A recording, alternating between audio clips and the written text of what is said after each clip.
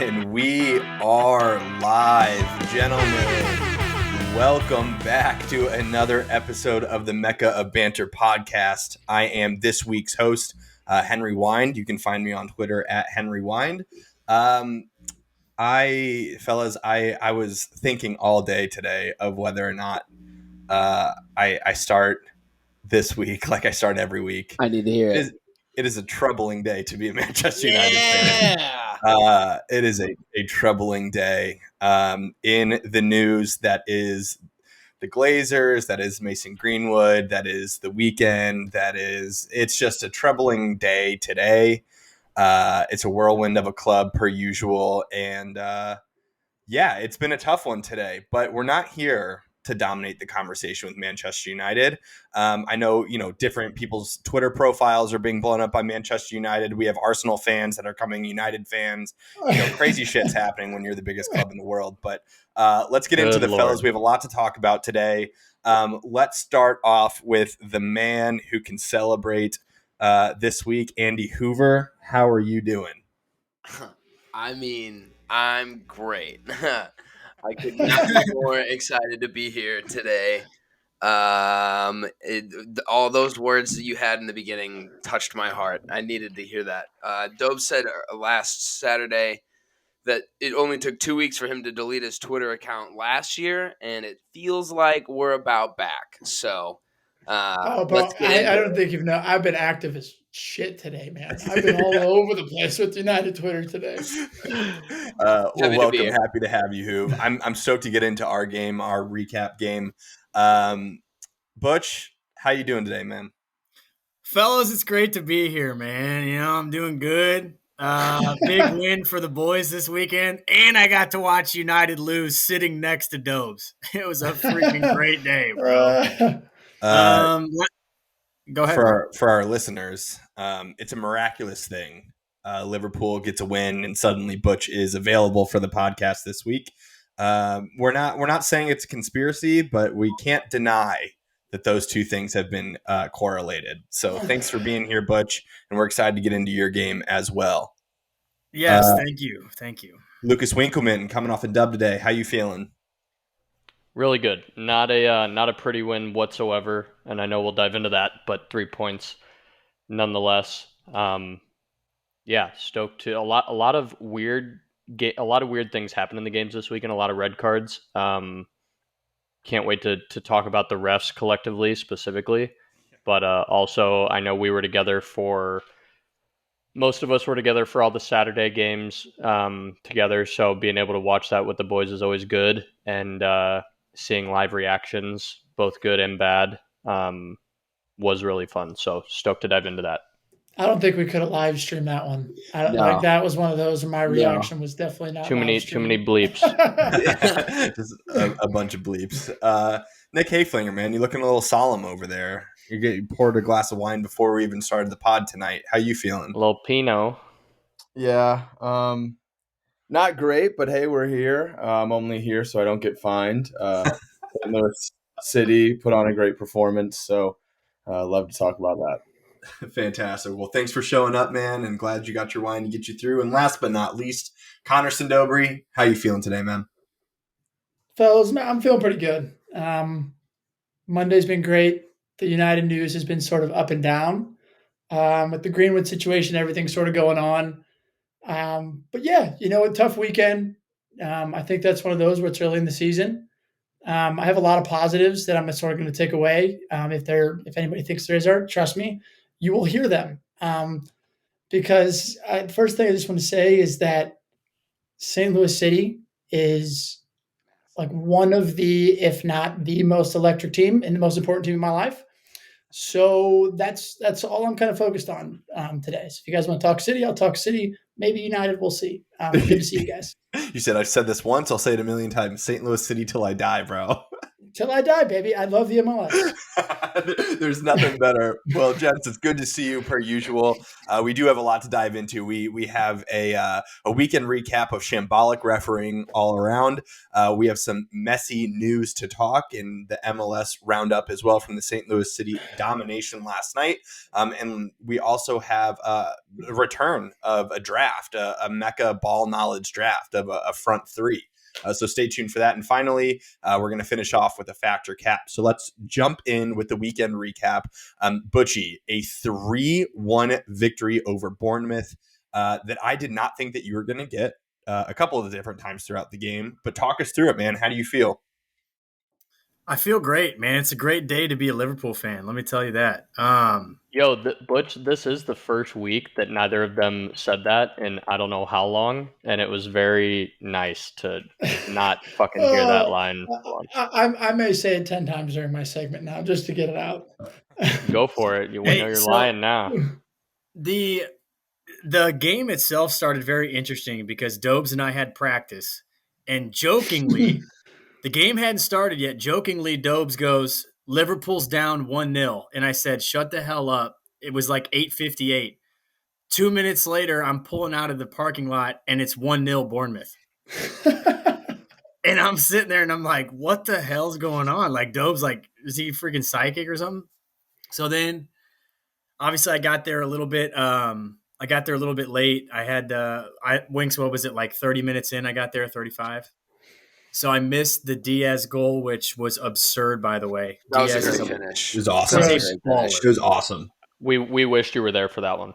Yeah, just ingenuity at its finest, man. I missed this. I just got there after Salah missed his PK and then buried the rebound. Very lucky to get that back, but much more convincing for me. I thought, like I said last week, I thought Chelsea dominated us to an extent in week one. I think week two, we definitely turned things around. Obviously, Bournemouth's a different team than Chelsea, but positive signs all around. Hopefully we can sign another midfielder before the window's over. Endo looked decent on his debut. $10 million bargain. He's the next Ji-Sung Park, like Dobe said. So I'm super excited for Endo and Big Verge, colossal performance from the Flying Dutchman. And Allison's still the best goalie in the league. I don't care what anybody says. Best goalie in the league. Haven't seen that from Verge in a while, I feel like. I know. The aura decided to actually play today. But Butch, obviously we have in a couple of these games refereeing to talk about, but your game started it with the McAllister incident. Like, what do you make of the red card? Watching it back, do you agree? Like, how are you feeling watching that one? I don't agree because I don't think he maliciously at all showed any intent of going in like to injure somebody, nor did he go in to like his studs were up. And I think you guys would agree with that. Like his studs were up, but you can see him kind of slowly like bring his foot back a little bit. Like, I don't think there was any malice in that. You guys may have a different perspective. I mean, what do you guys think? I'm a biased fan. Like, that's my club. I don't want to see us down to 10 men, but I don't think it was a red card. I thought it was soft, but I thought it was also the most realistic outcome of the really shitty calls that we've had this week. Like, it was kind of, I don't want to say stereotypical because it was soft. I don't agree. It wasn't malicious. But that one's never getting overturned. Whereas a lot of these other calls that we're going to end up bitching about in this podcast could have literally gone either way, and no one knows the answer as to why. Like that one was studs up high, not rough, not aggressive. But the other ones comparatively were just so much more mind-boggling and confusing. That I just don't think that one's getting turned back. They're not going to go to the monitor. Yeah, I think that's one where that's just with VAR, they freeze frame everything now. So regardless if it was called on the field and they review that, because they can freeze frame that of his studs just sitting there, they're going to call it. I don't think it was necessarily malicious at all because McAllister's just not that type of player. But at the same time, VAR is always going to continue to call that now because they can literally freeze frame it at that one moment where his studs are up in his shin. Yeah, I guess my issue with it is a red card is such a harsh a harsh thing for so many reasons. Obviously, it's like you're down to 10 men in that game, but then it's a suspension.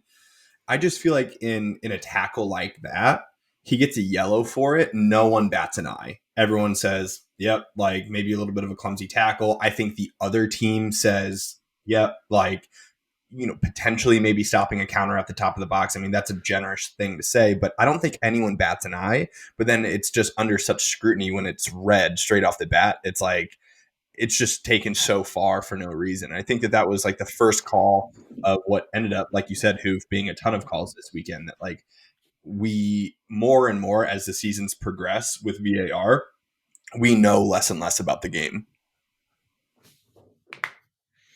Yeah. No, I just thought, like Dope said, we'll get to the handballs, but he's like, what's a handball?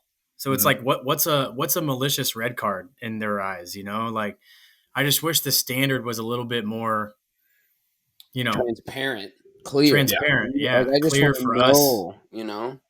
Yeah. I totally get it. Well, while we're on the topic of Bournemouth, we got a Tyler Adams transfer, fellas. Real quick, what are your reactions to Tyler Adams to Bournemouth? He's going to play a lot. Playing time. I'm pumped for him. I'm happy he's in the Prem. Yeah, I feel like that's the big thing, getting game time under his belt. Echo that.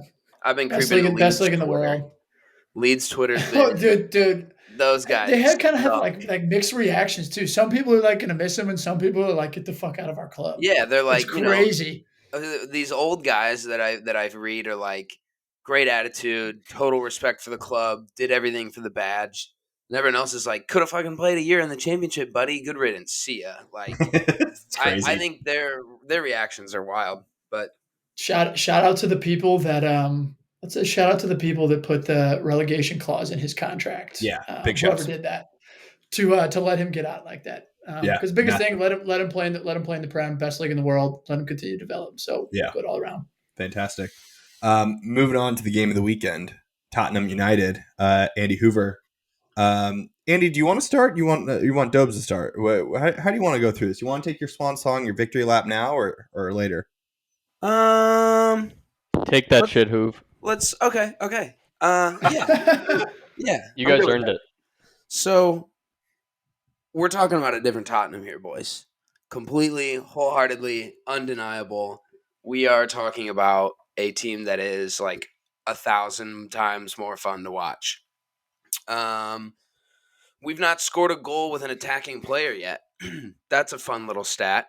I love that. We thought Davies had that one, but man, I wanted Davies to have that slow roller so bad. He was going on the cover if he put that in. Dude, he even when he started running away from when the ball went in, he was just like cheesing, like I don't try to touch it. But yeah, we've had an own goal, a midfielder, a center back, and a right back score goals. So the whole what are they going to do when Harry Kane leaves thing has been solved by playing a different way. Turns out we're not reliant on a 9 for the first time in 7 years, which is evident because Richie was kind of, worked hard, ghost. He's going to be the guy, though, now that is literally just hunting balls in the box. And that's what that's what all you're asking of him. You're not asking him to be Harry Kane. You're not asking him to put up Harry Kane numbers. But the position's completely different. I thought United should have had 1 or 2 in the beginning in the first half. I thought they were the better team in the first half. I wouldn't say considerably better. I thought it was a pretty even go for first, 40 minutes or so. You guys had 1 or 2 chances that, frankly, were sitters. Honestly, I'm sure you feel the same. The second half was pretty dominant. They just started to click. The passes were connecting. They were holding so much possession, so high up the field. Things that I've never seen from a Tottenham side. And it was amazing to watch. I think Pepe Sarr is going to be a stud through the middle here in the next few years. And I'm going to announce my agenda on Yves Saint Laurent Bissouma. We're talking, in my opinion, hot take, maybe not. I think he's going to be one of the best players this year through the middle. 8, 6. I think he's going to be in the conversation for team of the year should Spurs not just implode and everything go to shit. If You they didn't play, put him in your short list, Yeah, I was though, gonna say you had an before the opportunity season. last week to really double down on that, and you chose not to. Bro, Hey, I'm with who, bro? I watched him play He's a one game. dog. Yeah, He's a dog. He's very good. Dare I say it? Moussa Dembele left the club. We never replaced him. I found the guy. The guy that wants on the ball, that will turn under pressure and turn anyone off of him. Find progressive passes. Is an insane dribbler. I think we're going to dude, be talking there were about him two at the end of the year. situations in the first half where he made two absolutely outrageous tackles that were just so perfectly timed, and it like. I mean, obviously, like his ball carrying stood out in the first half, but he made those two tackles, and I was like, "Whoa, that's real." He was everywhere, and like I've got this. All of Tottenham Twitter and Tottenham fans think that he wasn't doing well under Conte for a plethora of reasons, I'm sure, but he was stifling the guy. He was telling him how to play. Yeah. He was telling him what to do. He looks like he is literally dancing on the pitch and having the most fun he's ever had. And it's completely 100% turned his game around. Like, you give the guy some freedom, there's videos and videos of him in the locker room dancing. The guy dances. Like, that's literally what he does, and it translates so hard on the pitch. It's so fun to watch. And then I'll take we'll settle the debate later, but Romero did start every single game besides one at the World Cup for a reason, and I think we kind of saw some of that, this week. But I still rate Licha. He had a rough game. I do find Romero to be clear though. So, lads, what you got for me? Spin it. I'll agree with everything basically Hoof sort of said about the game, except for the last comment. Just fucking insane to even say that out loud. Why? You're right. Licha did have one more goal and one more assist. You're right. The guy who played for the World Cup winners. Yeah. Go ahead, though. I will say that Leach is a left side center back and Romero plays on the right, so they can play two different sides. That's why I didn't play the World Cup. But regarding the game, like, Hoover's 100% spot on that Spurs were the better side. Overall, we did miss a couple big chances, like that Bruno chance at the beginning of the game. Is like, we've seen him put that away time and time again. So him scoring that is such a difference maker. But I also think, like, when I saw this lineup from the get-go after what we saw last week, like, by no means was I excited. Like, Rashford not playing on the left, like Garnacho had a terrible week last week, but like, it's sort of in Ten Hag's MO to do this. Like, after we lost to Liverpool 7-0, next week play the same exact lineup. Like, his goal is to keep sort of the confidence in the players, not let them, not let them sort of get down after a bad performance. But I think we sort of saw, again, there were better moments than last week, but like, Rashford should never in a million years play down the middle. Like, he's so wasted. And that's no knock on Garnacho, but like, we're just a completely different team. And then, sort of the positives I take out of it is, through the first 2 weeks of the season, we've created the third most big chances in the entire league and have only scored one goal. Like, so you add a dynamic striker like Højlund, and then you add fucking Rashford to play sort of out wide. Like, yeah, the result is terrible, and Spurs are sort of a different side than we've seen. They had a lot of brilliant performances by the guys in their team, but it's not all like doom and gloom necessarily for me. Just because I think we're going to see Højlund like bring a difference. I think Sancho's going to start. Like, I think there's some rotation that we can make to improve, and I 100% trust Ten Hag to do that. So Spurs 100% the better team, overall deserve to win. I think the thing is like, talking about the pen. Like, by no means when I say the pen like means that we win the game. I just don't know, like, if that's not a handball, then what is? Yeah, I'm with you on that. Like arms out, ball hits his hand, like makes himself bigger, balls going on net.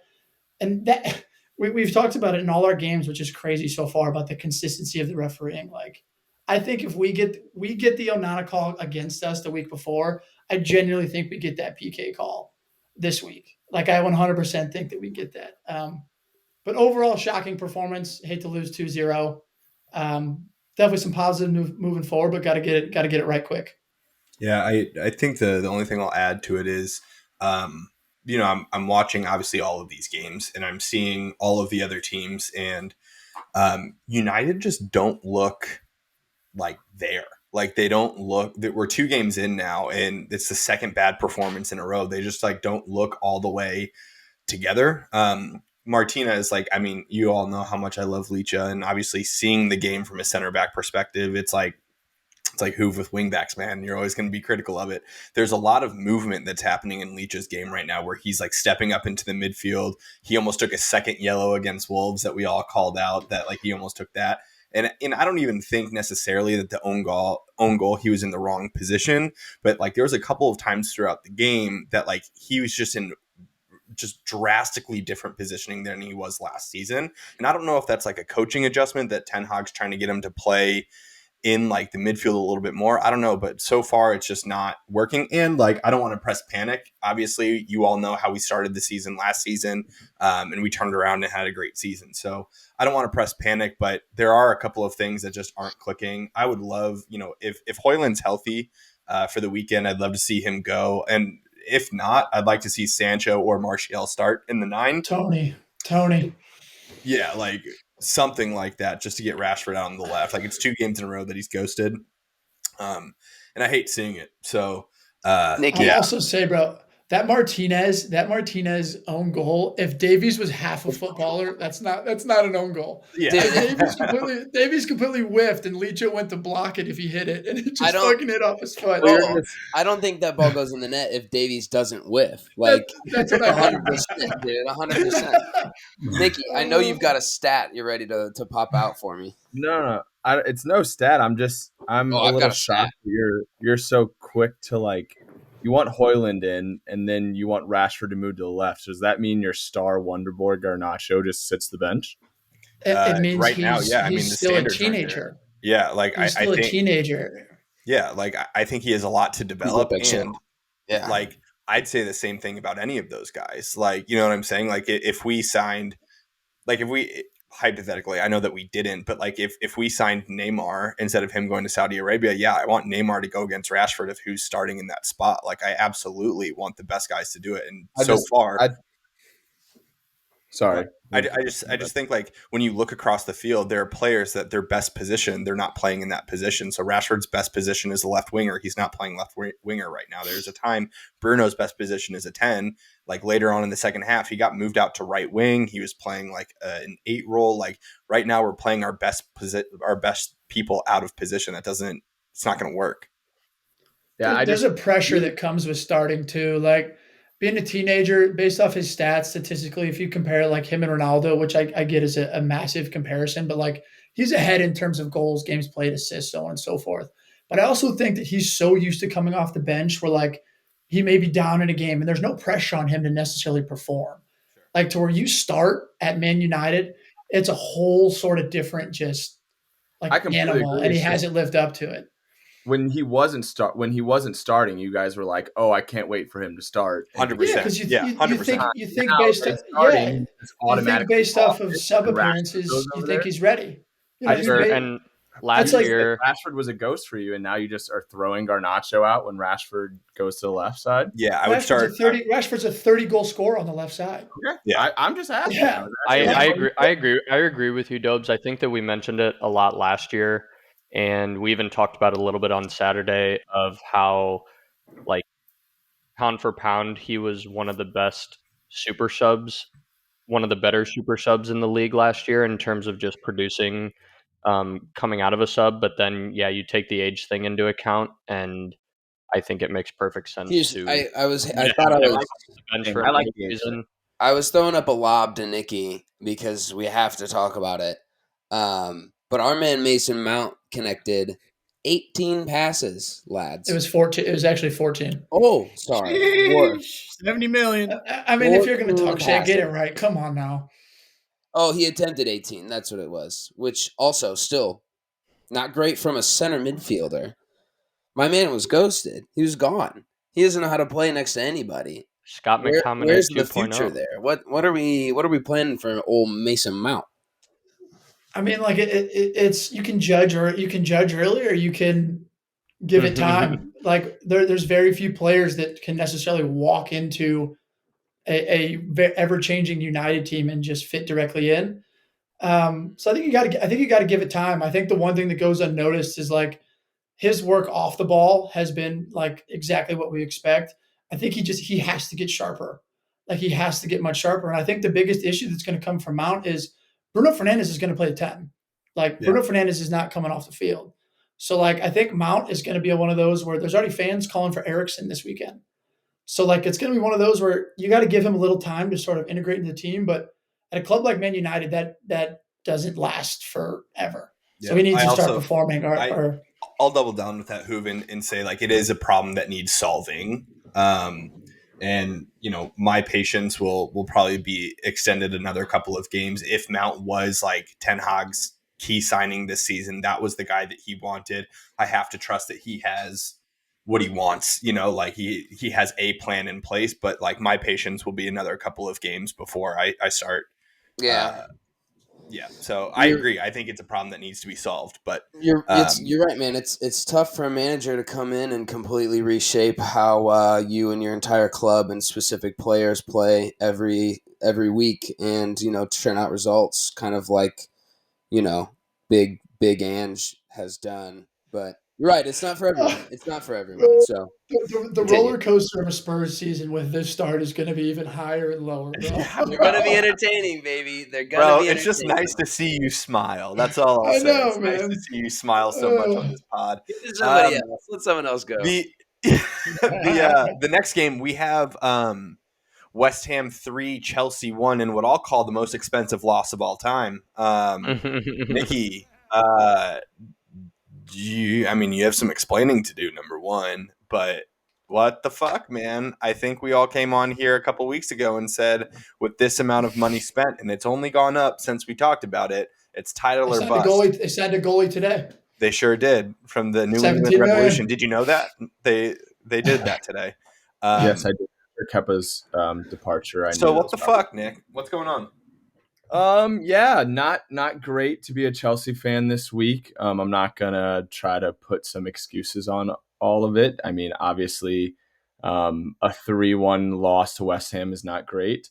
Especially, it's interesting. I was thinking about it today. Last year, when we were kind of having these losses in the Premier League, I was able to be like, "Oh, it's okay.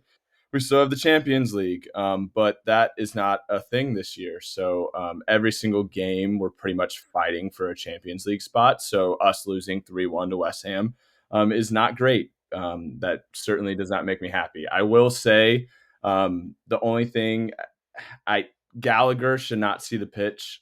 He really upsets me every time he's on the field. I think Caicedo came in his debut. He did not do well at all. But I also think he was thrown into a game where we were expecting a lot out of him, and he didn't perform up to that. I think there's a lot of pressure on the team in general. Obviously, you guys have been talking about it. There's a huge price tag on it. A lot of youngsters in the side. I think it's just going to take some time to find form and find growth. I also think it was interesting. I was talking shit on Sterling before the game, and I think Dobes pointed it out perfectly during the game. He was probably our only spark offensively for Yeah, he threw definitely back. Did. He was. I mean, there was a couple of times he would put sitters out there for Nico Jackson, and he would whiff. But yeah, so it's not going great. To be fair, I just think it needs time. And I mean, I know that's a shitty excuse, but that's all I really have right now. I'm hoping that we figure it out and find form together. And once we start getting a consistent starting 11 out, then we'll be good. Yeah, I feel like I expected Nico Jackson to have a lot better game. All around. I think he's still a baller. He's still very good. But I think he's quality. It's just I want him to find the back of the net. Exactly. I thought he played really well, to be honest. He just literally couldn't put the ball in the net. He was doing so well. I don't want it to be one of those guys where we keep saying, "He's playing really well," but we need goals. I thought he looked great. He's rapid. Yeah, he's really good. He is rapid, dude. Yeah, he is so fast. Also, Chewy's goal I thought was good. I thought he had a nice move and finish. He's only 19. I mean, we were talking about age. Chelsea is very young. That's one thing I'm super still positive about is we are a young side, and I think we can grow and find form together. Yo, did his did anything come up with his injury? Chucky's? I haven't read anything, but I've been looking. Yeah. I'm hoping it's nothing serious. It's not. He was bugging with it all game, and it was bugging me every time he'd look at his knee because you obviously know. Mauricio Pochettino, he's magic, you know. Nikki, let me ask you a question. All right. You can put the money spent in it. You can take the money spent like not in it if you want. This is a serious question. Like when this season becomes panic mode. Like what I mean by that is the entire 2023 you have 3 wins. Yes. I want to know what you mean panic mode. Like what do you at what point does the money spent on these players like not necessarily become worth it because you're still not winning games? Like at what point like is it when does it, like I think panic mode in the club sense? Panic mode is finishing 12th. Like we're at a low right now, and I think we're still in a rebuild process. Bro, but you guys have gone through managers like it's nothing. I know, and we're still trying to figure it out. So I'm just trying to say what do you want me to panic? Like I mean, like if you guys aren't winning games, like you just lost to West Ham, who just lost all of their best players. Not good. We need time to grow. It's not a good performance. The team isn't doing well. I think it comes in with all of it. I think it's age. I think it's the pressure. I think it's a new squad. We had another 2 debuts this past game. So like we've had 6 debuts in 2 games. So Bro, you just described that a lot was expected of $120 million player coming in a game against West Ham. He played 30 minutes. And gave up a pen and like in a game that was already over. Like I think I'm gonna side with Nick. I think Nick. There's literally more room for growth on the other side of the table. There's no panic like that's ready to set in. There's no competition. But it hasn't stopped. Like the bleeding hasn't stopped. They looked way better against Liverpool. Like they put Liverpool to be in their place. I agree with you. My whole thing is. It's like the Chelsea fans go through every day, just like spending that amount of money is not necessarily fine, but then like the results don't come. It's not like these guys didn't have an entire preseason together. Like it's not like they didn't look great against. It's not like they didn't look great. It's not like they did great against Liverpool. You know what I mean? And then all of a sudden, the next week they come up and drop a stinker. Half of these people, this is their second game playing with each other. Like Nick, a lot of them. Who, Caicedo? They played together all preseason. No, I'm saying who? The only person that hasn't is Caicedo. The rest of them played preseason together. No, not all of them. We had some late signings. Nick, I have a question for you. But now this has got where I want it. Now we're supposed to expect Mount to do that? Mount's going into a way more It's established the same exact thing, bro. That is no way. That Chelsea team is completely 360 It's his first time playing with these guys. Yeah. What was I bashing Mount that hard for you? Nick was over there wanting to say so many things, and he was just like, yeah. I saw you with the smile on your face and they're cheesing. Nick, hey, Nicky, before we move on, you've had one performance against Liverpool that you guys, should have pulled away with 3 points and you didn't, and then you had a terrible game against West Ham. If you have a magic ball and you're able to see your league position at Christmas, halfway through the season, where's Chelsea at the Christmas break?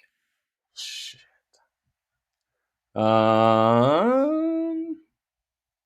Christmas break, I'm gonna go with 6th. Sheesh. That's what I had. That was my break. Is poaching a job? Ooh. Yes. I think we give Poach the whole year. Well, may that be year. 2 hot takes. You can always call Frank. Yeah, you can always call Frank. He's always down. Shout out Frank one time. Please, for the love of God, if I see Gallagher again. I mean, I love the dude. He runs his ass off half the time. But Caicedo's starting next game. You'd think with Caicedo, yeah, he's done. Yeah, you'll be fine. Winksman, close us out for the weekend recap with a 1-0 victory from a brand new penalty taker from Arsenal, that is Martin Odegaard. Some controversy in this game as well. Talk us through it. Yeah. Our perfect Premier League start is still intact. Like you said, Odegaard's PK gave our 10-man side a win at Selhurst, which is not an easy place to play at, by the way. I don't know if you guys watched it and heard the fans roaring in the background, but we were kind of texting about it during the game. Gabriel, his second game in a row, not starting. He came off the bench in the first game against Forest in like the 85th, 86th minute, and then came on in the 70th today. There's some speculation that it's some sort of disciplinary action as to why he hasn't started these first 2 games, but nothing official has been released. And when I find out more, I'll Fab came obviously out let you today and guys said that it might know. have been transfer related, that they were like potentially shopping him around Saudi Arabia. Interesting. Yeah. I heard something similar about Party in that he's been receiving emails from Saudi clubs, but I didn't see anything about Saudi related to Gabriel. Either way, I also feel like Arteta's still kind of sorting out the back line aside from whatever's going on with Gabriel. Obviously, the Timber injury doesn't help. Zinchenko played a little bit today coming back from injury, but we saw Party playing on the right again.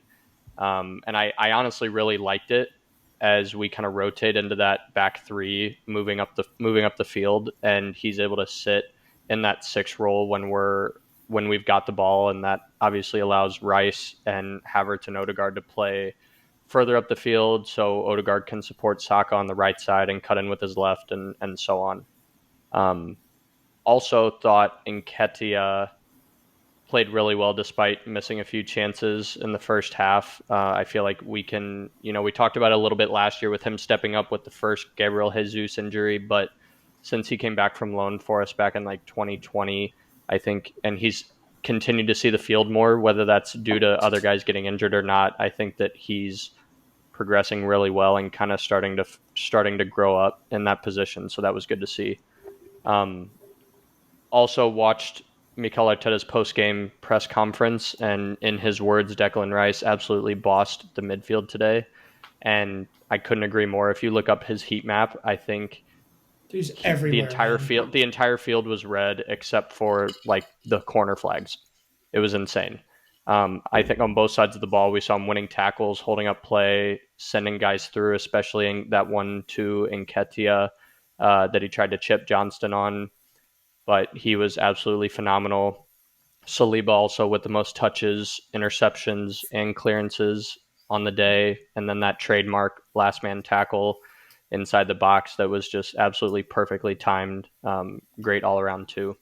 But speaking of questionable, obviously, so first of all, Tomiyasu gets his first yellow card for time wasting, and I know they're trying to like clean up the game with that, but there's no like set amount of time that we know of that's out there that can cause somebody to get a yellow card for quote unquote time wasting. I know that there are a lot of times when, any of our teams are down and, guys are really taking their time that they're like, that's for sure a yellow card, but there's no standard. It's up to the ref's discretion.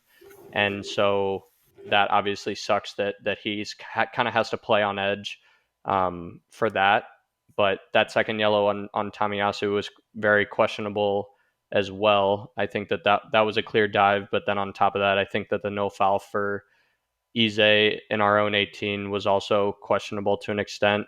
But I think collectively, to kind of summarize what we've been talking about this whole time, is that these refs are just so inconsistent. And although they think they're trying to make the game better, I think that, as we look at all the games this weekend, there's still something missing in that decision process. And none of us still know whether or not certain fouls are certain fouls. Who got the ESPN noti? My B. I was like, that's Butch, bro. I'm so shocked that it was you. Dude, I agree completely. I think both of those calls are wrong. Yeah. I think Eze is a pen. I don't think that second one's a yellow. I think if he gets more of his jersey or something, then that's what the position he was in was set up to be a clear yellow card. We really didn't touch him.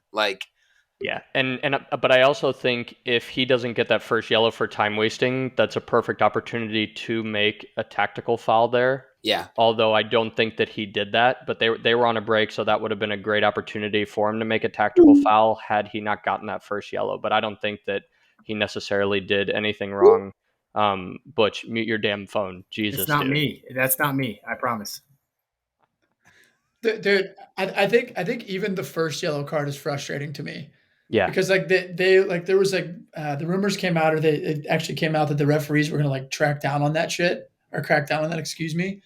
And it's like, in what world is Tomiyasu in the 60th minute, like actually trying to waste time? No, and and he's all like against a team where up until we got that red card, we're absolutely dominating possessions. They didn't have any big chances yet at that point in the game. Like all of their stuff came obviously when we went down to 10 men. We had to play more than 30 minutes with just 10 guys, but I think despite that, like we played brilliant 10-man football, and especially playing down as long as we did in a park like that. The fans were so loud, but aside from the refereeing, I'm pleased with how the guys played collectively and individually. But not all wins are pretty, like we talked about. But even though we had 10 guys, I think that I'm normally very nervous in the last 15-20 minutes of the games we play because we tend to be a little more lackluster. But I think that even though they put the pressure on with us being down a guy, I think that we held it together really well. So 3 points is 3 points, and Fulham at the weekend. As is gross. Yeah, 3 points is 3 points. Yeah, as is gross. He's disgusting, and That I think was he deserved that pen. I don't think anyone would have been mad at it. Shocking, just absolutely shocking. Would have loved to see it happen. But you said it. Dope said it in the group text. Sometimes you have to win when it's ugly, and that's what you all did. So congratulations on that win, gentlemen. We had a St. Louis City game last night for the first time in a month, and we fucked. We were so good. Hey, we won. So here to talk about it. I love it. Plays so well. It's my favorite segment. My favorite segment. Austin thought they were going to be getting us on the reverse fixture, even though they've both been at home. And first one was away, wasn't it? Yeah, first one's away. Yeah, so they thought they had us in the reverse Kippy fixture. Keller. Yeah, I was no, sir. Poor kid. Poor kid. Yeah, poor kid. The original shower. So a 6-3 domination over Austin. There is a couple of big points to hit on in this game.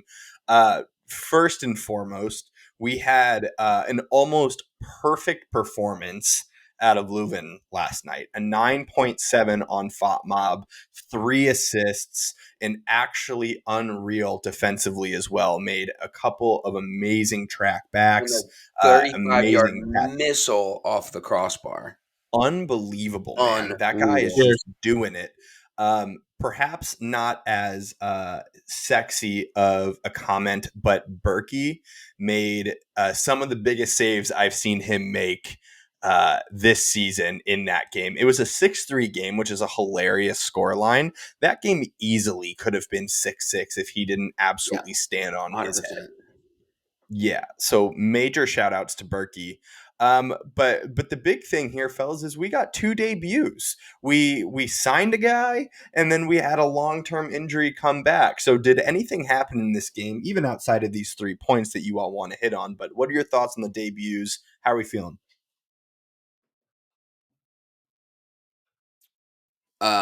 Good, great, dude. I think so. We saw it when Nilsson come in. When Nilsson came in, we saw that they switched basically into 4 center backs, which is really interesting. And I do feel that now that we're starting to get solidity all over the field, Kyle Hebert may be the next kind of position we need to take a look at. I think he's served really, really well in that position, and I'm still taking him over our boy John. But he was directly at fault for 2 of the goals. The scissor kick tackle in the 6-yard box is just that's in his locker. He's always got those. It was absurd. He's always got one of those ready to rock. So other than that, I saw Manuel Veth, the transfer market writer, tweet something about Samuel Adrian. So he came off the bench and had 2 pretty insane goals. And it turns out we didn't need Kip Keller to throw a back pass to a City attacker. We got the keeper to do that. Yeah, but Manuel Veth was writing or just sent a quick tweet that was just we've got some very interesting transfer market updates coming in the next couple of weeks. And the picture was of Samuel Adrian. So I think we've grabbed some guys from nowhere and just turned them into gems. And I can only assume that that's what Noak V. Thorson will be. I can only assume, Nilsson's actually going to be the guy, the Swedish national that we thought he was. So I think the things are falling into place, and we may or may not see my big Brazilian man, João Klaus, next week. So, dude, Boy, would I love that. We would love Need it. need it. My favorite part of watching Nilsson play was like towards the end of the game, Parker is exhausted. Like he put in a shift last night. At the end of the game at full time, he was like flat on his back, just so tired. But at one point, Parker made this like huge defensive play, and it was like, I don't know, 89th minute, maybe the 90th minute, and we played the ball forward, and Nilsson looks over at Parker like screaming at him to like get up even with Nilsson, and Parker literally just like waved him off, was just like hands on his knees, so tired. He was just like, no, which was insane. But I also want to shout out Will Bruin, scored for Austin, but where we were sitting was like directly behind. I mean, you all sat there one of the games. It was like right in the corner. It was directly behind where all those guys warm up. In the supporter section was like yelling at Jazzy Zardes and Will Bruin, who were like warming up. And Will turned around and looked at the supporter section, and he basically like signaled and mouthed to the fans, like he was saying, like, look at me, I'm not playing. He's like, I'm not going in. Like, there's no shot that I'm going in. And he was like laughing with the fans. He was dapping up all the fans as he walked by. He's a St. Louis guy, like whatever. And then scored. Absolute bro. And then he goes in the game and scores and looks up at the supporters section, and all of the people around us just started dying laughing that he was going to score. But happy with the 6-3 win. Never a good day when your team lets up 3 goals, but we'll take it. We'll roll with it. And to your point, Hoove, I think that we have some exciting shit coming in the coming weeks with transfer evaluations and the evaluation of our team. So hopefully we get everyone healthy, but we'll see.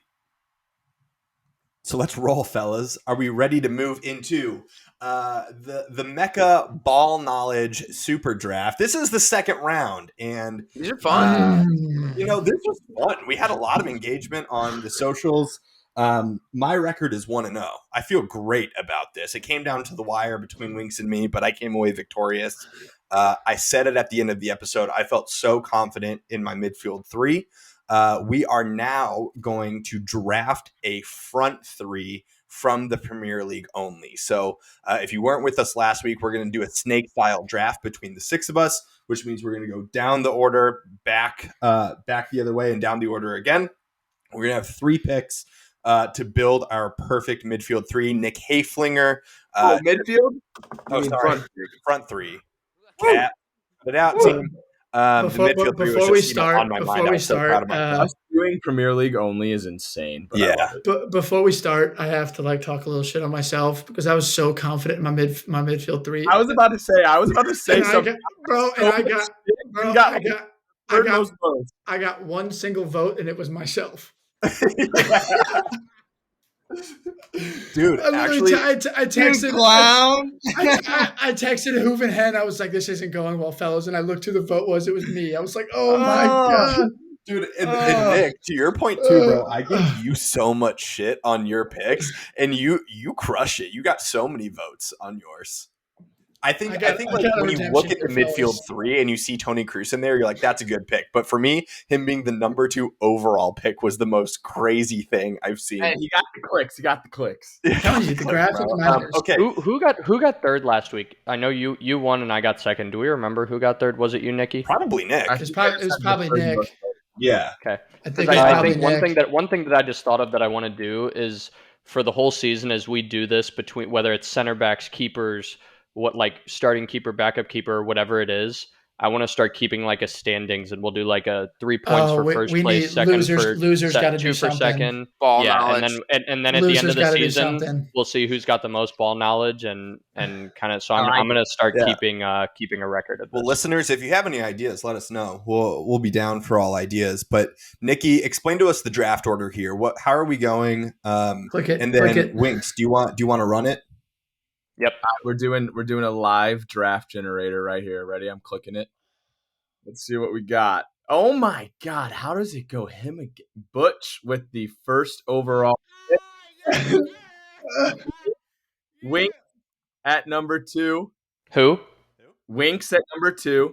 Fuck yeah. Jesus, man. Henry at number 3. That's a brutal pick. Me at number 4. Hoover at 5. And Dobes at 6. Dope says, I'm choosing Sergio Busquets again. He's playing my right wing. You guys are never going to believe this MLS product I found. All right, so the Premier League front three. Winks, take it away. All Let's right. figure it out. Butch, I already typed in who you're going to pick, but If he doesn't, he's you have so for those who don't remember, Butchie, you get the first pick. Then when we get to Dobes in the snake style draft, he'll get the 6th and 7th pick, and then we'll wrap all the way around back to Butch, and then you'll get the double pick again. Yes, sir. I got fantasy football, baby. I know how it goes. Let's Okay, ride. man. All right. Who do you want All in your right. first pick? Just give me Erling, bro. Just sign him up. Erling Haaland. Well, that's, all right. that's real talk. disrespectful to Mo Salah. That is Real dude, that's talk. crazy. I'm 38 telling him. goals, bro. What are you telling him this talking is not- about? I literally think Butch just won. So When I was making my list, Not I swear to you, necessarily. it took me about 14 names before I put a single Liverpool person on this draft. Oh, yeah. So Okay, that's just dumb. If you're not having Salah in your top 10, that's dumb. Come on. Come on. All right. I'm gonna take the star boy Bukayo Saka at number 2. wow. It's a good pick. Oh, I know. All right, Hen, you got the 3. What's up, baby? I am going to go Mo Salah. Are you? Yeah, nice. Are I you? am. Yeah, I'm gonna go Salah. Okay. I like If I'm that. building Smart. my He's a front smart three. guy. He's sophisticated. Look at him. Sophisticated. Beautiful dude. I knew I liked you. All right, Hafey, number 4. Who's your first round pick? I have no idea. Let me. You have no idea. Were you not prepared for this? No, I was, but you guys took like. How many names you write down? You had to I have at least a have couple, 18 but I names didn't down. Bro, I have 37 names down. Yeah. The beautiful thing about this is you can go so many different directions with I it. I think know. that there are still good right wings that you could go for. There's a lot of left wings, obviously, and there's a handful of good strikers left. So just think about who's going to draft what and how you want to build that. Am I gonna do another? All right, I'm going Son. Whoa. Ooh.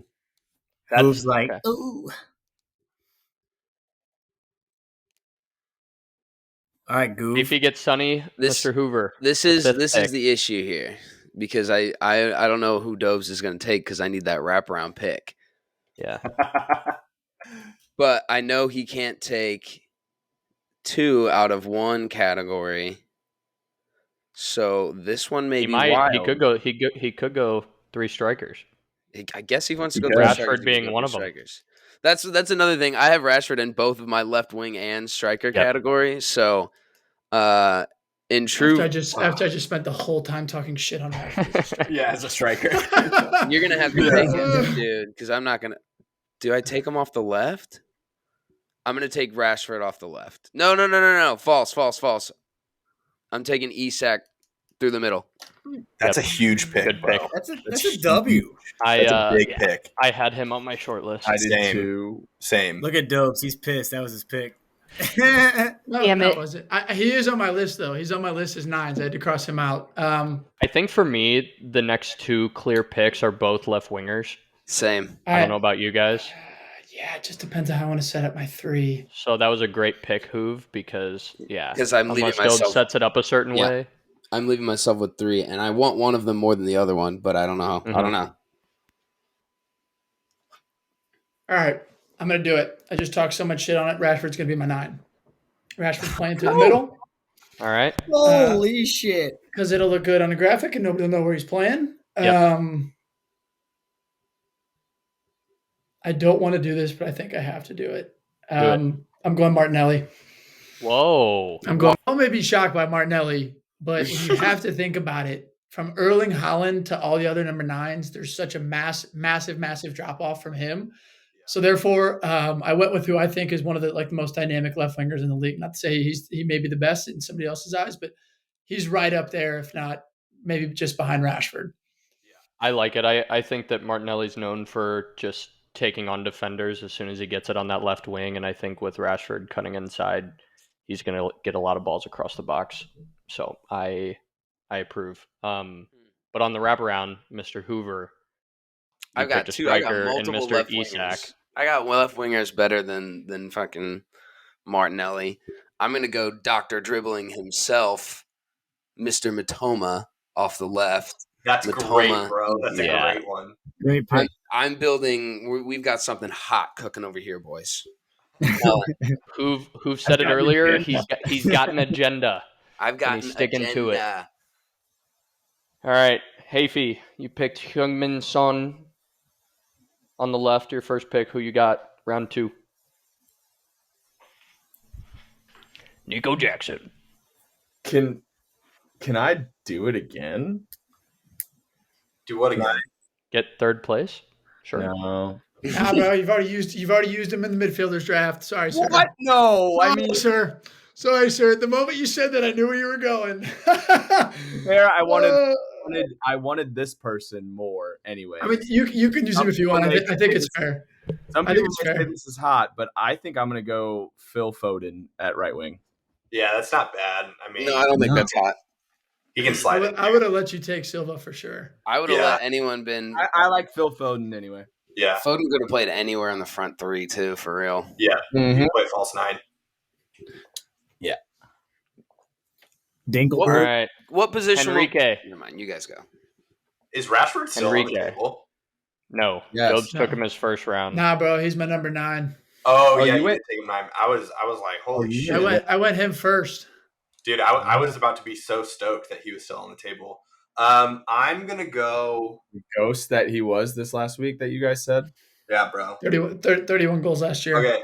You I'm said going to Ghost. go Salah on the right, and I'm going to have Mr. Jack Grealish whipping in crosses.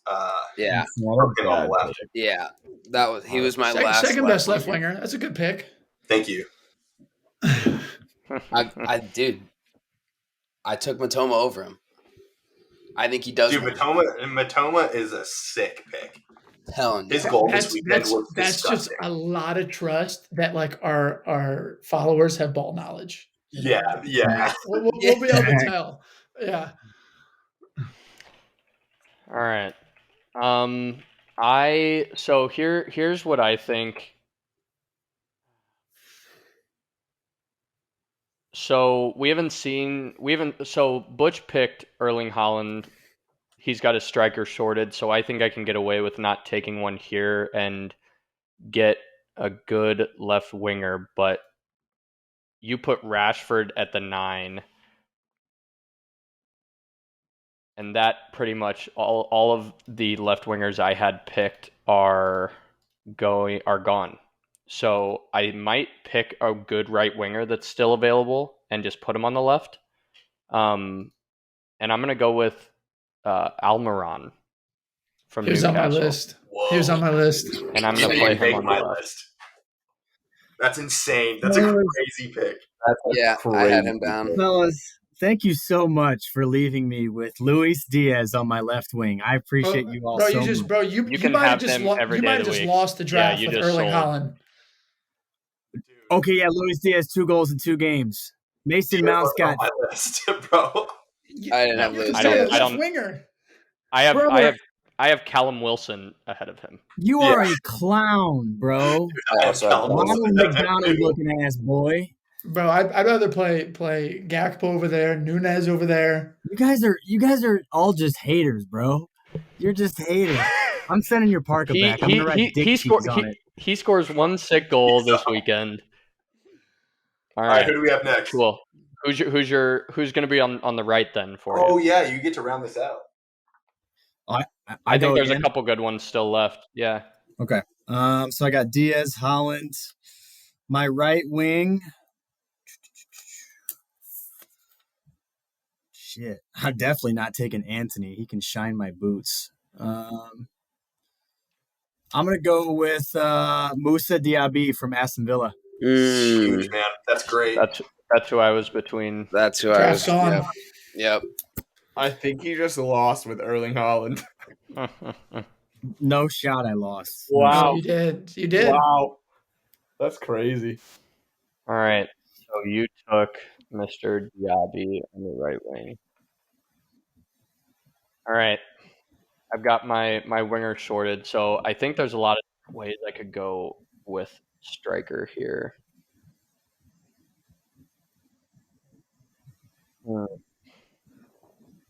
I would pick Richie, but I want my front three to score goals. I'm not even picking Richie. Yeah. He wasn't on That's my funny. list. Gabby Jesus is hurt. You could take him. I know, but I feel like if we're doing this in terms of like the last year, I don't like he was hurt so much of last year too. That's a high that'll be integrity play. That's a high integrity play. Yeah. And it's crazy that I think I'm gonna do this because he wouldn't start for his team in this position, but I'm gonna go Julian Alvarez. Yeah, that's huge. That's Yeah, amazing. dude, I was no, hoping you that's a- said that. That's an amazing pick, bro. Yeah, That's a that's a great great pick. Yeah. I'm sitting here I thought- going, how's nobody taking I him? was. He was next on me. Yeah, he was I next. didn't to even me. I was gonna take him in the second round, but since you were gonna take Luis Diaz no matter what, but I just wanted to make sure that I secured a decent left wing. So I ended with we'll talk about it after. Henry, you have Mo Salah on the right, Jack Grealish on the left. Who do you have run up the middle? An absolute goal scoring machine. I'm going Nkunku down the middle. That's a good pick. I like my front three a lot. Yeah. Well, who's going to be your backup striker? Because I was going to say we won't see him till next when we season. make the graphic, we're going to put the little red cross. The red- the red yeah. crosses there. Yeah. I'll be curious if you all take these guys, but there's some spicy picks that I have that I left off. Yeah, that I'm dude. stoked with. I think I've got a couple sleepers. Yeah. But all right.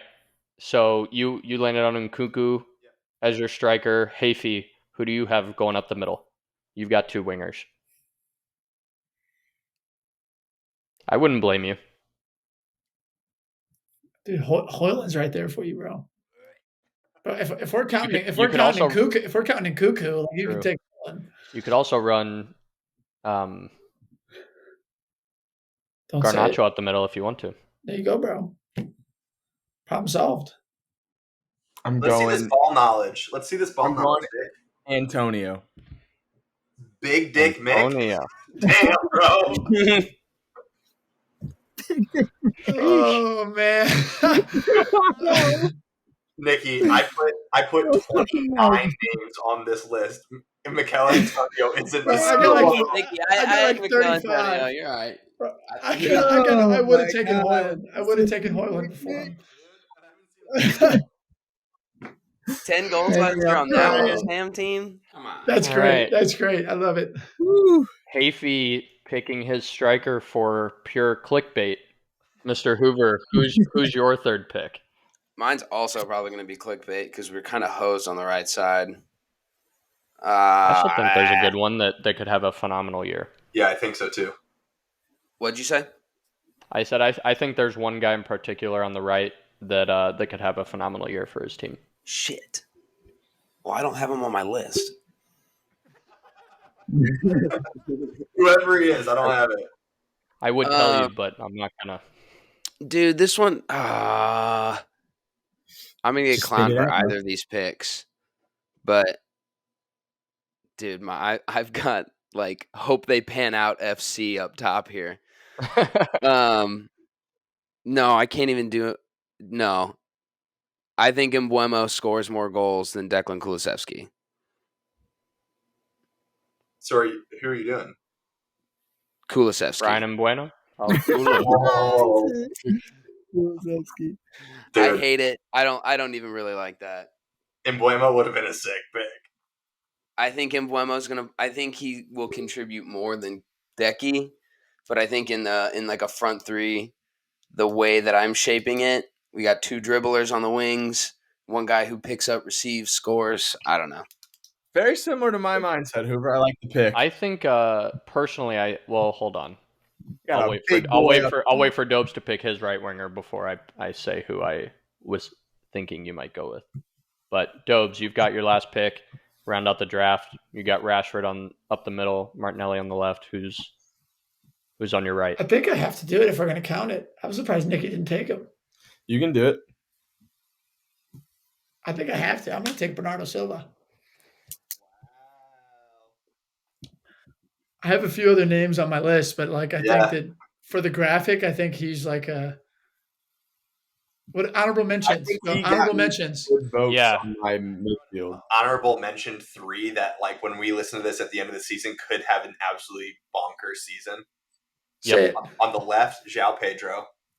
Down the mid from Brighton. Down the middle, Evan Ferguson. He's on my list. On the right, yeah, he's on my list. Yeah, Palmer's a dog, bro. Cole Palmer's going to get some game time this season, fellas. That's my honorable mention 3 that I think could. Nico Jackson was my only other pick. Yeah, I had Gibbs White. Gibbs White's played as a winger. What do you guys think about Solly March on the right? Dude, he's number 1 on my list. Yeah, dude. Outside Elise, even though fuck off. I did have him on my list. I wasn't lying. Without thinking about without thinking about Bernardo Silva in there, I thought that one of you two would genuinely take him on the right side. Especially after seeing him play this weekend. My last 3 left were Solly March, Mbuemo, and Decky. Yeah. Do we want to roll through them? Yeah, let's go through it. All right. First pick, 1.1, was Bucci Main. His team landed with Holland up the middle, Luis Diaz on the left, and Moussa Diaby on the right. I went second and got Saka on the right. Lose with Holland, bro. I know, bro. I feel so bad. Dude, you guys are all about ball knowledge. If you don't rate Luis Diaz, you need to go get your head checked, bro. Bro, all I'm saying is that front 3 would be so electrically fast, bro. They would be so fast on the counter. Your coffee. I'll do 3 weeks in a row on Saturday mornings. If I win, if you win, Butch is going to text all his players to go vote. Give me coffee. F that. Hold on, coffee and a donut. You got to add a donut. All right, fair deal. Only one with a big ass box. Yeah. All right, so I had second pick. I had Saka on the right, Almiron on the left, and then Julian Alvarez up the middle.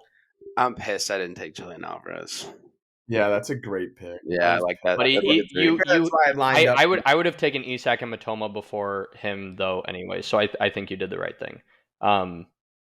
Third, the Egyptian Prince Mo Salah, Jack Grealish on the left, and the guy that's out for 3 months, Nkuku, up the middle.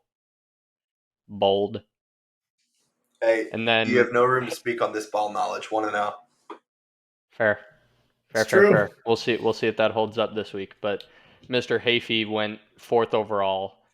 A guy who who a lot of us are hoping, just out of sake of being a good guy, has a redemption arc this year. Now wears the captain's band for Tottenham. Heung-min Son on the left. Youngster who we're all high on, Phil Foden on the right, who should get a lot of playing time now that KDB's hurt, just not at right wing.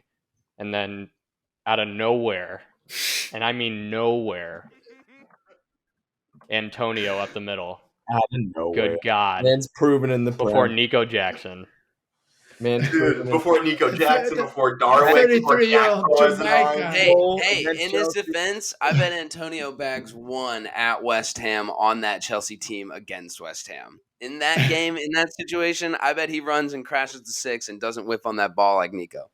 Phil Foden playing the ball into Antonio. Sign me up. Jared Bowen playing the ball into Antonio. Sucks compared to Phil Foden. Are you kidding? The 34-year-old reggae man. And is feeling strong right now, fellas. Hey, watch. All right. Favorite movie's Cool Runnings. Fifth overall pick. Who've had a great team going.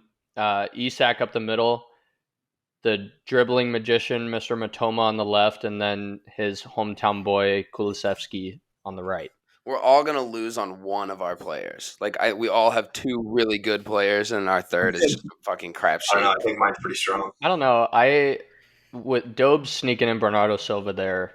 I mentioned him, and I was mad that I mentioned him after Nick didn't take him. I wasn't going to out of, just values and I went positional only. My team is positionally set up to play tomorrow. And then, but speaking of that, Mr. Dobes with the 6th and last pick in the draft went Rashford as the 9, Gabriel Martinelli on the left, and Bernardo Silva on the right, who was chosen in the midfield 3 draft last week, world midfield 3, and somehow makes it into right wing. Players to be utility players on my squad. Darn Play right. everywhere. No shit. Made it, we allow it. Yeah. So here's what we'll do. We'll take these. We're gonna put them into cool little graphics. We'll post them on Instagram, Twitter, all our socials, and let you guys vote on which midfield 3 you think is the best. And we'll split it into 2 groups. And then last time we had 6 of us last time, so we'll do the same thing. We'll do 2 groups of 3, and then the top 1 from each group will go into a head-to-head in the championship, and we'll let you know who wins that. But last week, Henry won the midfield 3 with his midfield 3 of Frankie de Jong, Enzo Fernandez, who ironically missed a penalty this weekend. Glad that we ran that last week. Yep, and then Bruno Fernandez. So we'll see who wins this week, but good draft, gentlemen. Well done, fellas. GG's. And what'd you say, Butch? I said GG's. GG's. Well, we'll see who wins this bet between Dobes and Butch here. We'll see if Butch gets a couple of donuts a couple weeks in a row. But that wraps us up for this week's episode, fellas. Good work. And to the listeners, as always, thanks for listening. Follow us along on our socials. We have a lot of content coming your way, a lot of interactive stuff coming your way as well. GG's, gentlemen. Well done. Cheers. Cheers, fellas. Yeah, lads. That was a good one. Cheers.